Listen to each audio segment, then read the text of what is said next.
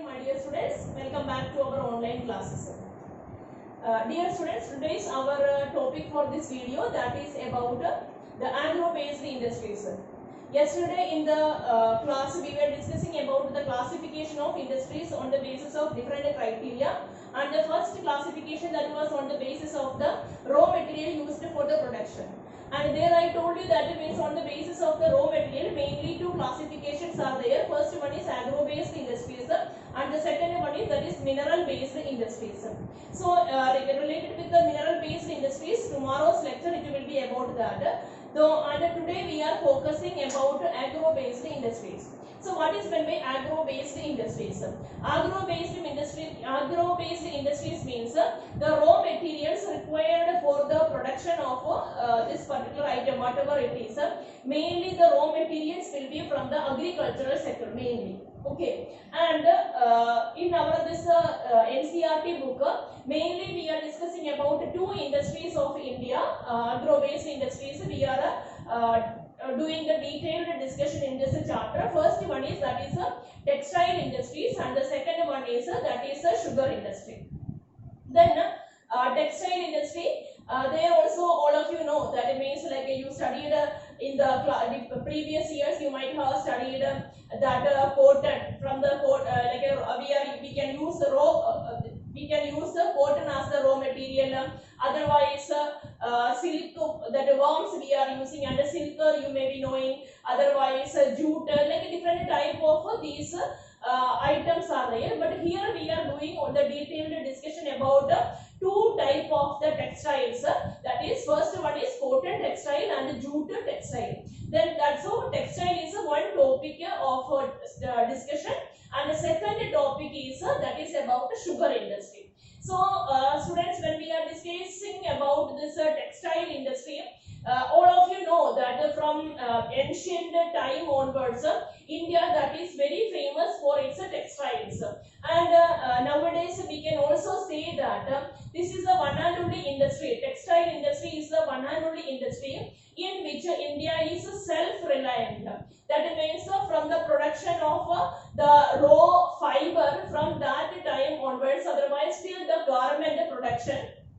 Actually, we are having our own like all the systems, and we are having our own capability to do all the production activities. And so because of that, it means actually textile industry, it is we can say that it means it is all having its own like a dominance in our industrial sector when we are considering.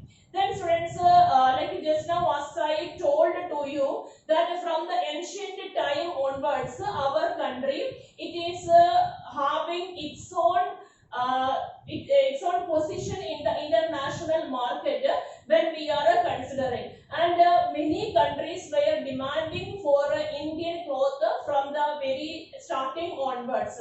But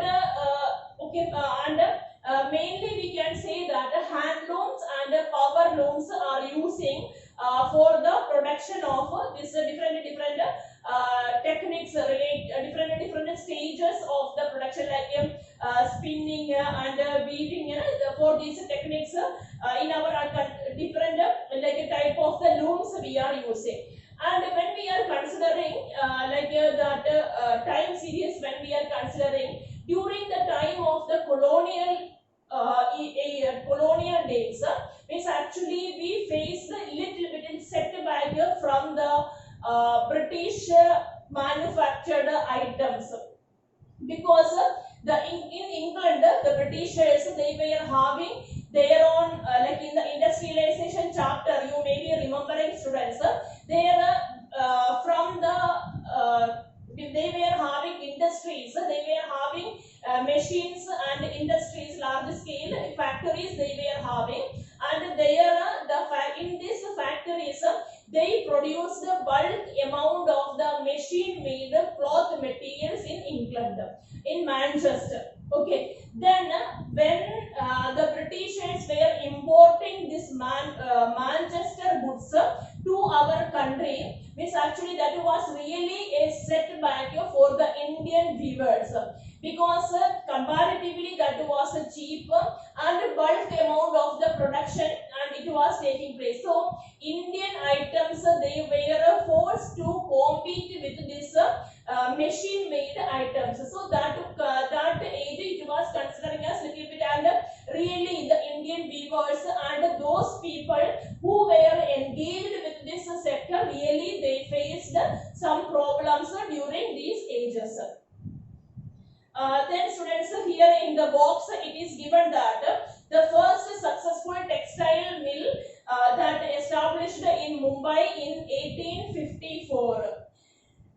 Then when we are coming to the next paragraph, in the early years the more number of these mills related with this textile industry, more number of the mills that was concentrated on the states like Maharashtra, Gujarat and all. The reasons, many reasons were there. First of all, we can say that the availability of the raw material, and that was because in the starting of this chapter you may be remembering I told you that it means availability of one of the main reason behind the location of the industry. So the availability of the, because of the availability of the raw cotton, most of the textile, otherwise cotton,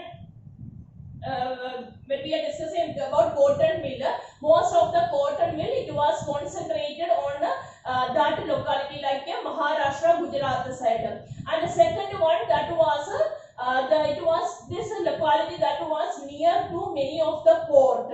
And when we are discussing like Bombay, Surat, this type of the port, means actually it was easy for them to like having trade relations with other country. If they wanted to export their items to another country, trade relation, and even not only that, even the developed roads. Because of these reasons also the most of the mills that were concentrated. That means actually the climate of that locality that was also suitable for this industry. Then next point is that means actually availability of the laborers, means from the from that nearby areas it was easy for them to get a more number of the workers related with this activity. And students, when we are discussing about this cotton textile industry, we can say that means actually this industry even today also providing the employment opportunities to a number of the people. Actually we can start from the many farmers are there, they are engaged with the cultivation of this cotton. Otherwise after that means plucking of the cotton balls it may be. Then many people they are engaged with the spinning activity. Then spinning means actually that is a raw fiber they are converting into the form of thread. Then after that weaving means they are converting into this thread they are converting into the form of cloth. Otherwise dyeing means giving color to this cloth materials. Then number of the people they are engaged with the activity like tailoring, packing. So number of people they are directly or indirectly they are getting, means even we can say directly they are getting employment opportunities as a result of this cotton textile industry. So many people from the cultivation of the cotton crop, so from the cultivation and till the manufacturing of the garments, when we are considering number of the people they are getting the job opportunities as a result of this cotton textile industry. Then students, next paragraph of page number 66, it is discussing that means when we are considering about this textile sector, means actually we are like weaving. Mainly I told you that when we are considering that spinning centers, when we are considering more number at present time, we can, when we are considering more number of the spinning centers that is concentrated Gujarat and Maharashtra already I told you, and in some of the areas of the Tamil Nadu also, means spinning. And when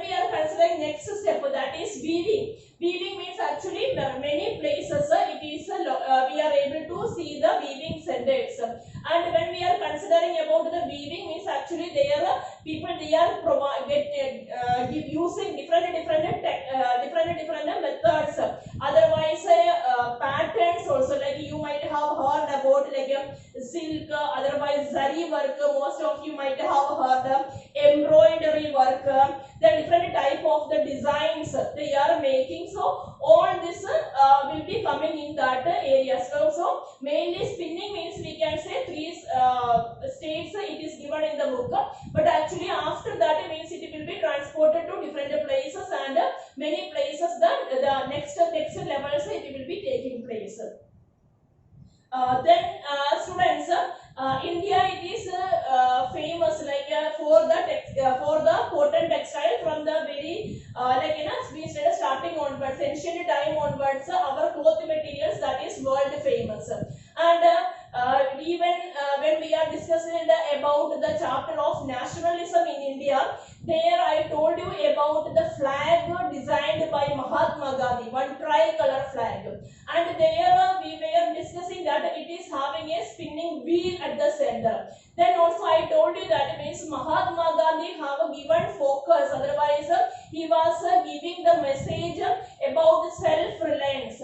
So that is also like through that means they like for many years we can say that this industry, cotton textile industry, it is having its very prominent, very important role in the life of the Indians, and it really helped a lot to make the Indian population be dependent on themselves, and we have got our own name in the international level. This textile industry helped to achieve our own name, our own position in the international level. Then students, when we are considering about this India's textile, otherwise especially cotton textile, when we are considering, there are some points I wanted to just read. There is it is given that India exports yarn to Japan. Then some another countries also like USA, UK, Russia, France, East European countries, like that many countries name it is given. So it means we are exporting the yarn to different countries. Then when we are considering the share of the exported yarn to different countries, means India is having its own role, otherwise importance there. And but one point it is given in the book, that means actually our country it is world famous for the our spinning and yarn, means like that raw yarn means the thread that is we are having fine items, but actually our weaving that is not that much. Like as I told you, like when we are discussing about the stages of garments, like different stages are there, like spinning, weaving, dyeing, like different stages are there, and the yarn for that we are world famous, but actually it's not that much famous when we are discussing about our this weaving. For that we are not that much like developed, because different reasons are given in page number 68 when we are reading the second paragraph of page number 68. We are able to see the what are the challenges faced by cotton textile mills. Some of the reasons like that means actually still our technology, otherwise the particular methods what we are using today means that is not up to the mark. Otherwise again means actually developments, more innovative ideas are required in that. Second one is about the power supply, that is related with the power supply, that is another problem. And next problem, that is other low output of the labor and stiff competition with the synthetic fiber industry. So these are the some of the challenges, otherwise the problems faced by cotton textile industry of our country. So students, first portion there we are discussing about the importance, then about the weaving and all these different designs there we said, and at the end of the portion we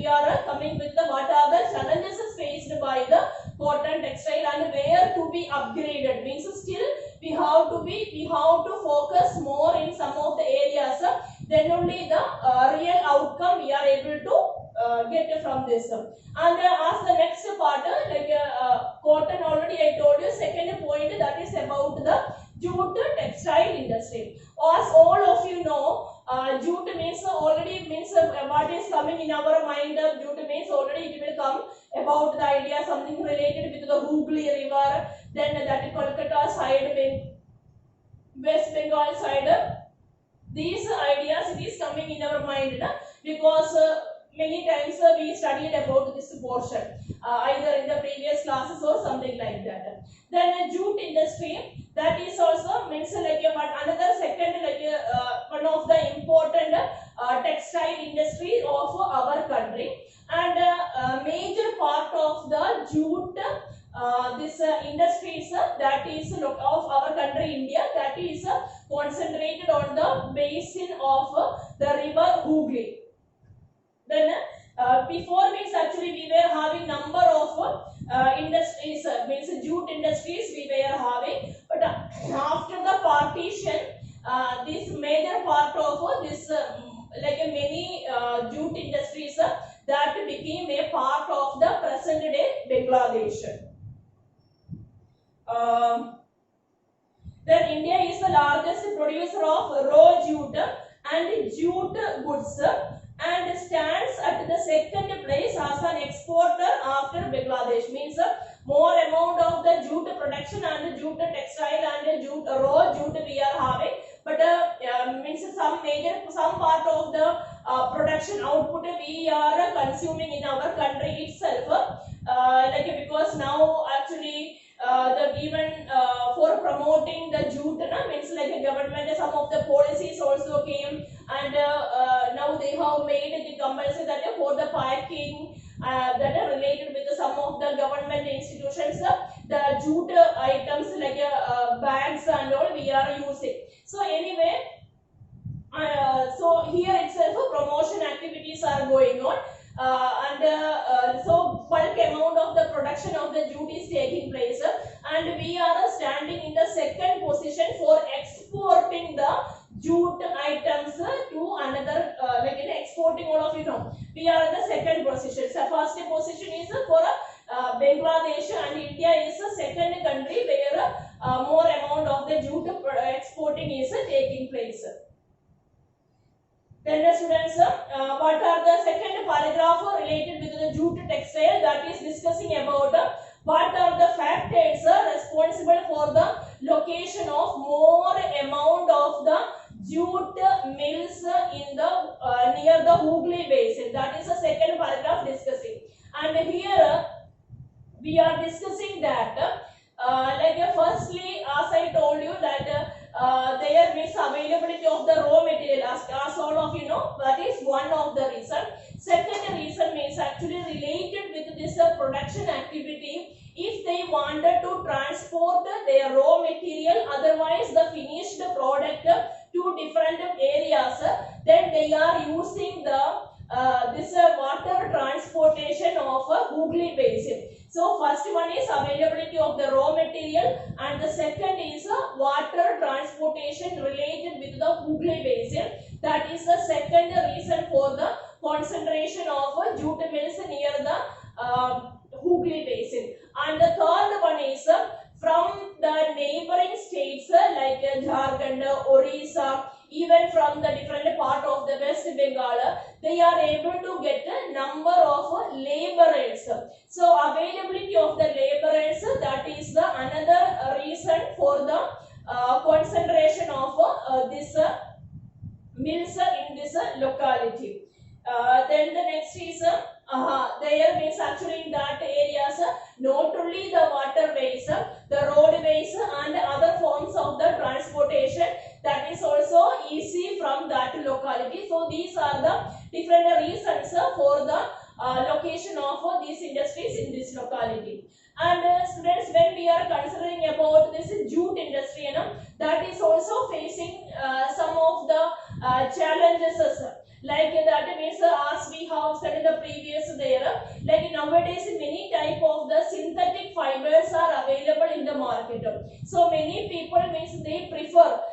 to purchase the synthetic fiber. So, as in the case of the cotton textile, this jute industry that is also facing a stiff competition from the synthetic fibers. That is one of the reason. Then other than this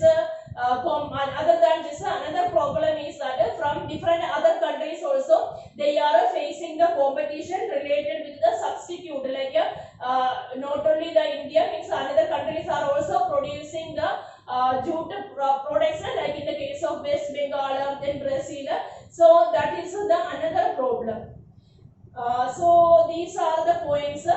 Then the main markets of our this product are like USA, Canada, Ghana, Saudi Arabia. The name of the some of the countries that is given there, means actually we are exporting our items to these countries. Then nowadays actually like just before I told you, the government have also made some of the policies for promoting the jute products of our country, and at the same way we can say that means these days people they are a little bit concerned about their environment. So we are planning, means we are trying to reduce the usage of the plastics and giving preferences to use the nature friendly items. So as a part of that, means nowadays many of this many cases, means actually we are trying to promote the biodegradable items. So as a result of that, means nowadays there is a bit demand increased for a different type of the jute products. So students, when we are discussing about the jute products, what are the points? Firstly, as I told you, means more number of the industries that is concentrated on the banks of the river Hooghly. Then we are discussing second point, what are the reasons behind the concentration of this jute mills in this locality. Then about the competitions, otherwise third point, what are the challenges faced by the jute industry. Then the policy of the government for the promotion of the jute items, and the people's positive support for the promotion of the jute items. So these are the points you should learn about the jute industry. And now we will come to the last point. So textile industry we discussed. The second one is sugar industry.